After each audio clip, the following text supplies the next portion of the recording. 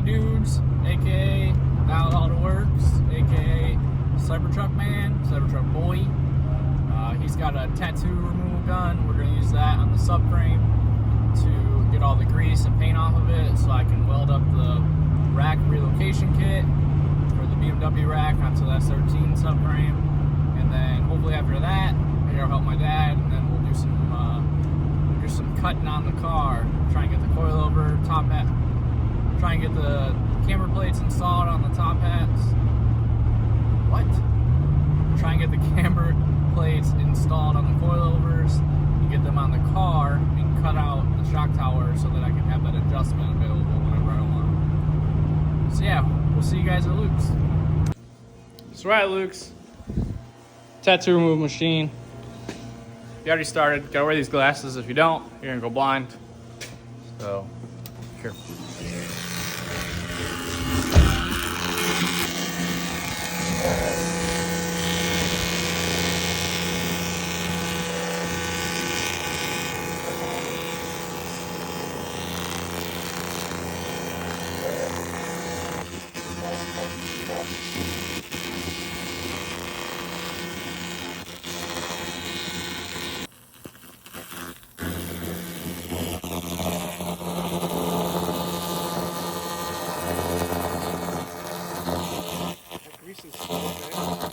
Yeah. We'll do a super thing.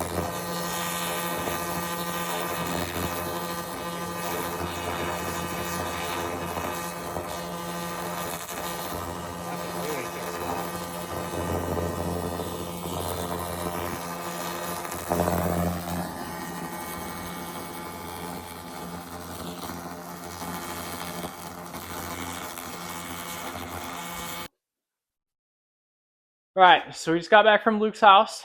As you can see, we got everything stripped off of the subframe, got all laser removed, looks sick. It's going to be perfect to weld to because they got rid of all the paint.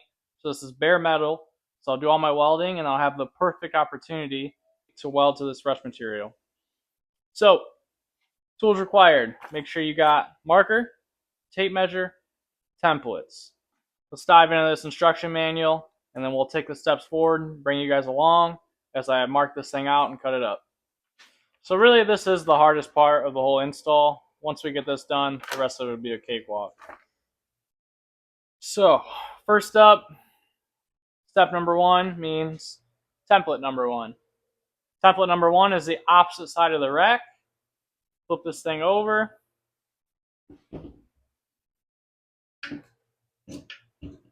So first thing you want to make sure you realize is that there's a dotted line and a solid line. The dotted line is for positioning, whereas the solid line is for cutting. So as you can see right here, we have a dotted line and we have a solid line. So we'll position this guy right on here, just like so. Dotted line on the subframe, on the edge, and then we will mark out the solid line. We'll have to do that on both sides.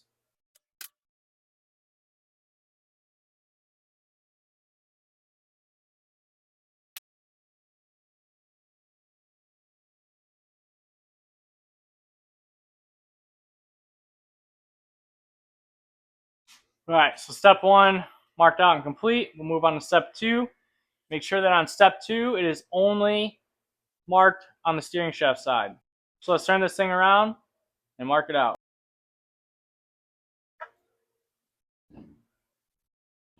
If you don't remember which side is the steering shaft side, remember where your rack is. Rack's in the back. That's your first giveaway because what? We're converting it to front rack, right? So rack in the rear. That's going to put the subframe just as if you were in the driver's seat. And then from there, you're on the left side of the vehicle. Bingo, bango. This is the side you need to put the template on. Another thing to pay mind to is that on these templates, there are slash lines. Those will be fold lines. So in this example, we'll put this on here. You can see that it contours around the subframe, bends right on the edge. That would be exactly how this template would go. You can double check that by looking at the instructions, just so you can kind of verify that, hey, I'm doing it right. Step two, all marked out. We'll move on to step three.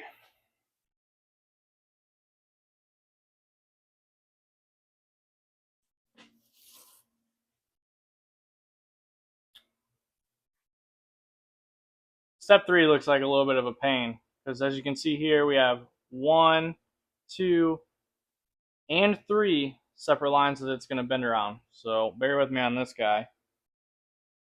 I think I did that wrong, which is exactly why it's important to double check. All right, that one's a little bit of a doozy. So I don't know that I want to get into detail with this guy too much. We'll just show you guys. So as you can see here, right there, and right here, all I really did was I looked at the image. It's easy to look at that image and then look at this and say, okay, well, this line matches up with that line. And then clearly this goes this way and then follows this straight up.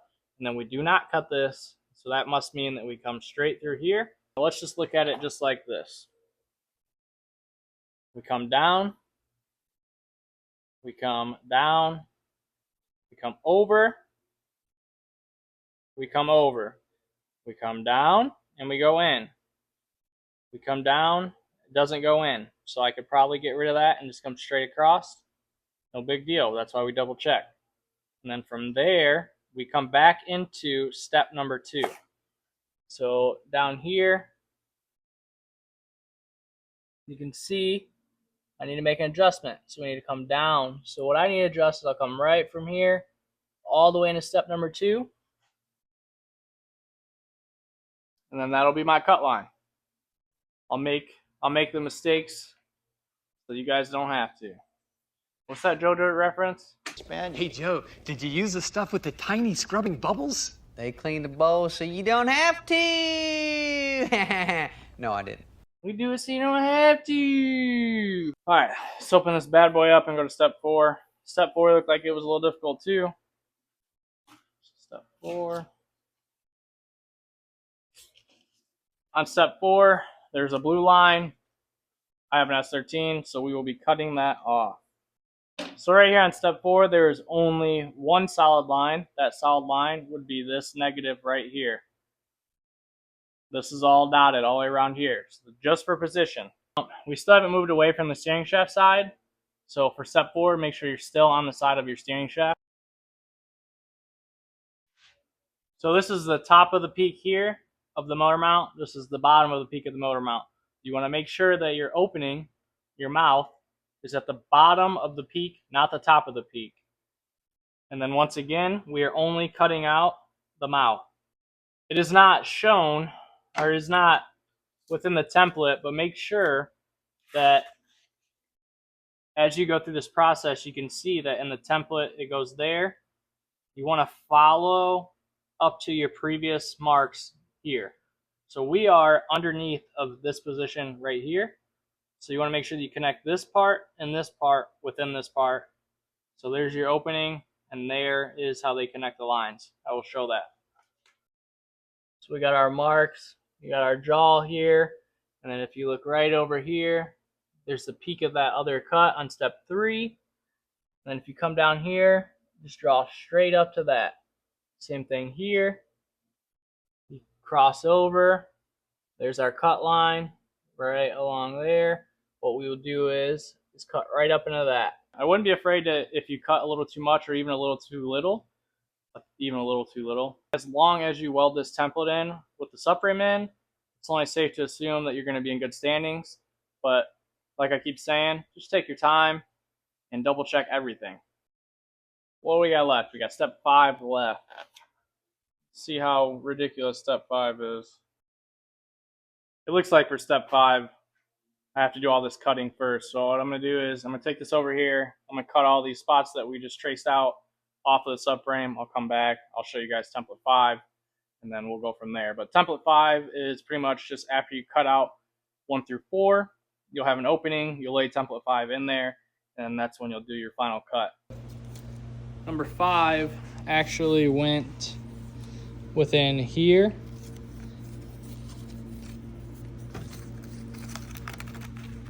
It went like that. So this whole piece in here was a lot easier to get from the back. So I just put a Sawzall in there. Obviously I still gotta clean it up. I don't know why I keep saying that, but once it's all cleaned up, it'll be good. This was the hardest part, as well as this. This was like very difficult because you can't get anything in there. If you had a tiny little saw, you could probably get in there and do that perfect. Ideally, I should have hole sawed this spot first and then cut into it. That would have been perfect. It seems like that is all of the cutting, but we'll see. Online, there's a few people that cut a few extra things to make more clearance. I'm definitely going to do that. Wow, that was quite the pain, but we're there. I ended up cutting a lot more, but I'm going to take you through that right now, all the extra stuff I cut, just so you can see it.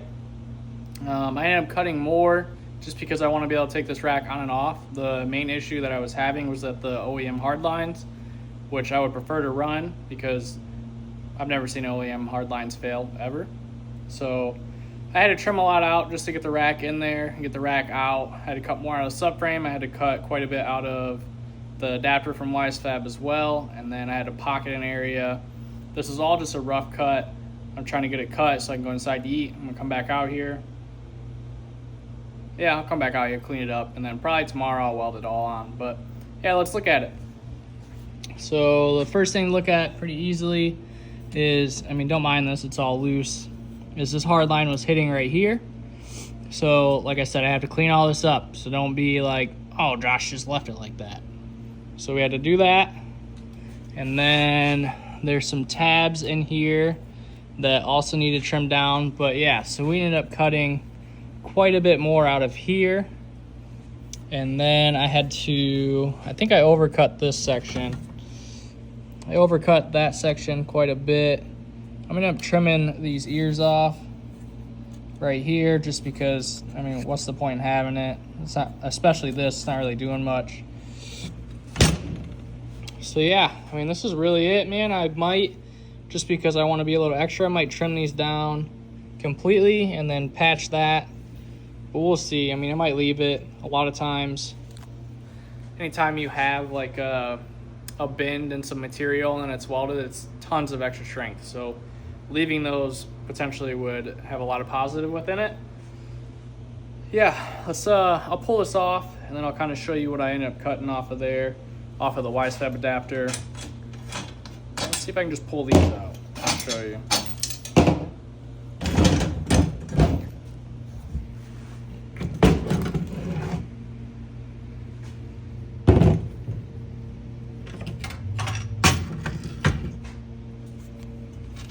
So again, this is like rough cut, right?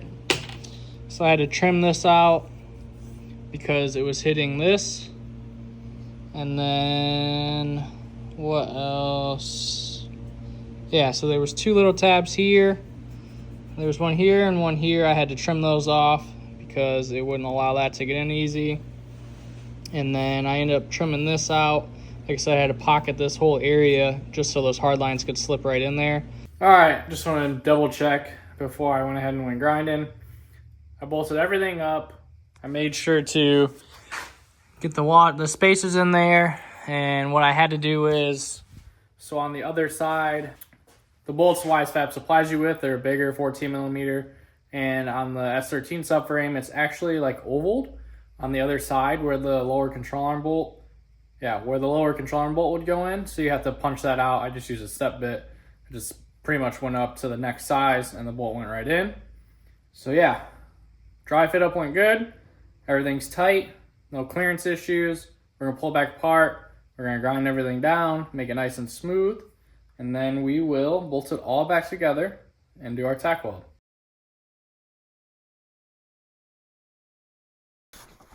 All right, well, my mic died unfortunately, but this is day 2. Long story short, I end up taking you through the process of putting all the bracing on. This isn't much of a crucial part to this process at all, so luckily this is the part I missed and not the other part. But I think at this point, if you've made it this far, you definitely understand everything we've gone through and you'll be able to get through the bracing portion very easily. The only thing that I would like to mention that potentially gets mentioned later on is that part earlier that I said, hey, do not ... cut this. That part is for one of these braces. So actually, I'll just try to insert that after this. Make sure that you do not cut that because you need to weld that brace to that piece of material. Anyways, yeah, back to work.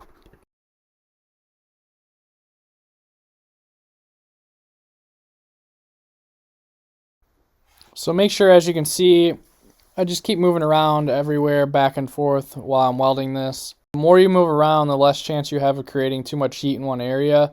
And like I've said before, tons of heat in one area causes warping. So make sure you move, let's say from left to right, flip to their side, left to right, flip to their side, middle, flip to their side, middle. And make sure to just keep moving around and never stay in the same spot. So now I'm move on to brace 3, which I think is the final brace, and we will get that on there.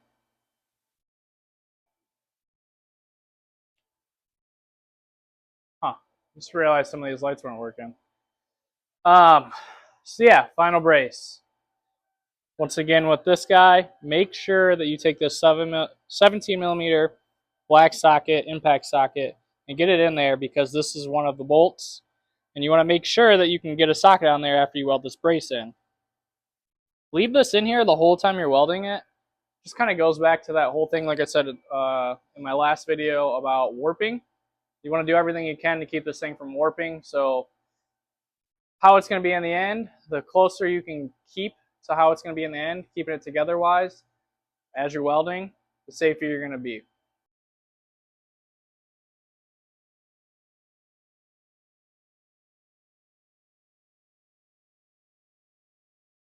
All right, we are all done.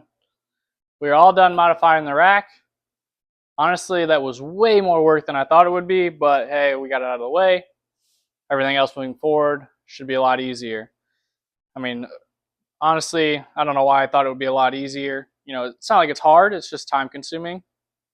But I mean, we cut the subframe basically in half and welded all this new stuff on. So bracing wise, on that third brace, I didn't end up talking about it. So this is the third brace. It was super easy to put on.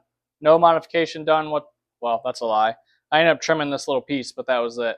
I am, however, glad that they offer this brace right here because it adds a lot of strength back to this internal part of the subframe that we cut a ton of material out of. This thing's done, dude. It's a unit.